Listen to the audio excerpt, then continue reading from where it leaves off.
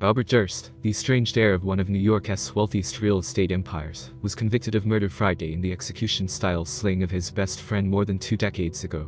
Jurors in Los Angeles County Superior Court reached a verdict on their third half-day of deliberations following a 4-month trial, finding it was Durst who fatally shot Susan Berman in her Los Angeles home just days before Christmas in 2000. The motive presented by prosecutors was that Durst had to silence Berman because she knew he had killed his wife Kathy in the couple's South Salem cottage in 1982. Durst was the subject of the 6-part HBO documentary The Jinx: The Life and Deaths of Robert Durst, which aired in early 2015. He was arrested in a New Orleans hotel the night before the final episode, in which he was heard on a hot mic in the bathroom that he had killed them all. Prosecutors said that was a confession. As Deputy District Attorney John Lewin wrapped up 5 days of closing arguments in his rebuttal Tuesday morning, he called the evidence against the 78-year-old Durst overwhelming. "I don't care that he's old, that he's sitting in a wheelchair, that he's sick.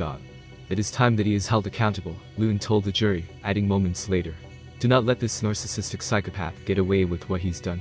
No charges have ever been brought in Kathy Durst's disappearance, and her body has never been discovered. But the Westchester, New York District Attorney's Office has again reopened the case. Durst's legal team, led by Texas lawyer Dick Degerin and Las Vegas attorney David Chesnoff, argued that there was insufficient evidence that Durst killed either woman, and that the prosecution had demonized a sick old man to make up for the lack of proof. "I wouldn't blame you after hearing what you've heard if you hate Bob Durst and believe he is a liar," Degerin said in Los Angeles Superior Court. "Making Bob Durst a liar does not make him a killer." Degerin had led the team that helped Durst beat a murder rap in Galveston in 2003, even though he acknowledged dismembering the victim's body. 9 months after Berman's death, Durst killed his Galveston neighbor Morris Black, in what he said was either an accident or self-defense.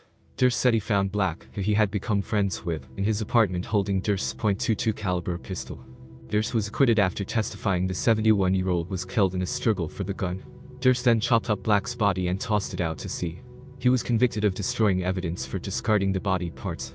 Los Angeles prosecutors used multiple deaths tied to Durst to weave a portrait of a man who killed first, to avoid a costly divorce, and then to remove witnesses that had information he didn't want revealed. The trial started in early 2020 and lasted only days before Los Angeles courts were shut by the coronavirus pandemic. It resumed this May, with the judge rejecting multiple defense requests for mistrials based on the delays and Durst's worsening health. He has bladder and esophageal cancer and sat throughout the first months of the trial in a wheelchair and wearing a catheter. The latest mistrial motion was based on a doctor's contention that Durst was too ill to testify and did not have the cognitive ability to even decide whether he should testify. That was rejected last month just before the prosecution rested its case.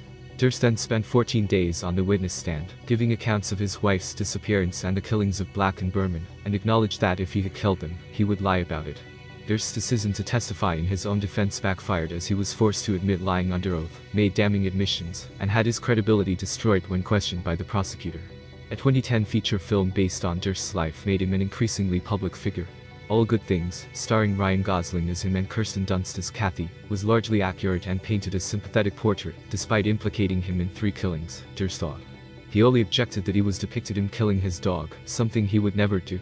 He reached out to the filmmaker and agreed to sit for lengthy interviews for a documentary. He encouraged his friends to do the same, and gave the filmmakers access to boxes of his records. He came to deeply regret his decision after The Jinx aired on HBO in 2015, calling it a very, very, very big mistake. Contributing. The Associated Press.